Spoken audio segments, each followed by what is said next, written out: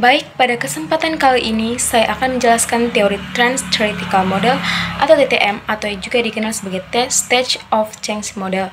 Adalah sebuah model perubahan perilaku yang menjelaskan bahwa perubahan terjadi melalui serangkaian tahapan. Model ini dikembangkan oleh James Prochaska dan Carlo Di Clemente pada akhir tahun 1970-an saat mereka mempelajari bagaimana orang berhenti merokok. TTM tidak berfokus pada penyebab perilaku, tetapi lebih kepada proses perubahan perilaku itu sendiri. Model ini mengidentifikasi 5 atau 6 tahapan perubahan yang dilalui individu saat mengadopsi perilaku baru atau menghentikan perilaku lama. Komponen yang pertama yaitu prakontemplasi. Pada tahap ini, individu belum menyadari adanya masalah atau tidak berniat untuk mengubah perilakunya dalam waktu dekat, biasanya dalam 6 bulan ke depan. Mereka mungkin tidak memiliki informasi yang cukup atau menolak bahwa perilaku mereka bermasalah.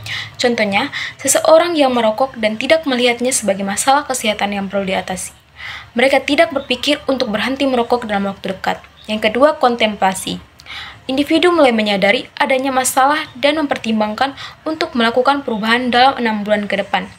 Mereka mulai menimbang-nimbang antara keuntungan dan kerugian dari perubahan perilaku. Pada tahap ini, mereka masih ambivalen. Contohnya, seseorang yang tahu bahwa merokok itu berbahaya dan mulai berpikir untuk berhenti, tetapi masih ragu karena takut akan gejala putus nikotin atau kehilangan kebiasaan yang sudah melekat. Yang ketiga, persiapan. Individu sudah memiliki niat yang kuat untuk berubah dan mulai mengambil langkah-langkah kecil untuk mempersiapkan perubahan dalam waktu dekat, biasanya dalam 30 hari ke depan. Mereka mungkin mulai mencari informasi, membuat rencana, atau melakukan perubahan kecil pada perilaku mereka.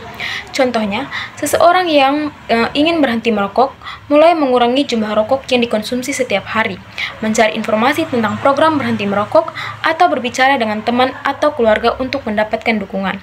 Yang keempat, aksi. Individu telah secara aktif mengubah perilakunya dalam 6 bulan terakhir. Tahap ini membutuhkan komitmen dan upaya yang signifikan. Contohnya, seseorang yang telah berhasil berhenti merokok dan tidak merokok sama sekali selama beberapa minggu atau bulan. Mereka mungkin mengikuti terapi atau kelompok dukungan untuk membantu mereka tetap pada jalurnya. Yang kelima, pemeliharaan. Individu telah berhasil mempertahankan perubahan perilaku selama lebih dari 6 bulan dan berusaha untuk mencegah kekambuhan. Fokus pada tahap ini adalah untuk mengkonsolidasikan keuntungan yang telah dicapai dan mencegah kembali ke perilaku lama. Contohnya, seseorang yang telah berhenti merokok selama lebih dari 6 bulan dan terus menggunakan strategi coping untuk menghindari keinginan merokok dalam situasi yang menantang.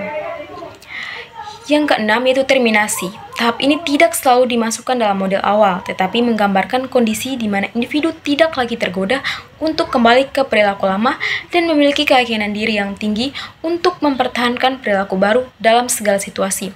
Perilaku baru telah menjadi kebiasaan otomatis. Contohnya, seseorang yang telah bertahun-tahun berhenti merokok dan tidak lagi memiliki keinginan atau pikiran untuk merokok dalam situasi apapun.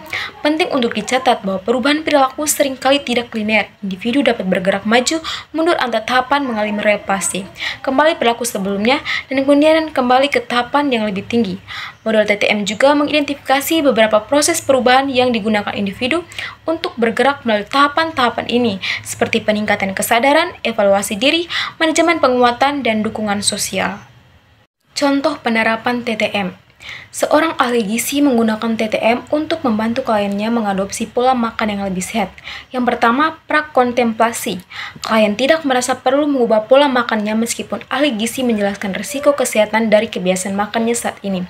Ahli gizi mungkin memberikan informasi dasar tentang nutrisi tanpa memaksa perubahan. Yang kedua, kontemplasi. Klien mulai menyadari bahwa pola makannya tidak sehat dan mempertimbangkan untuk berubah.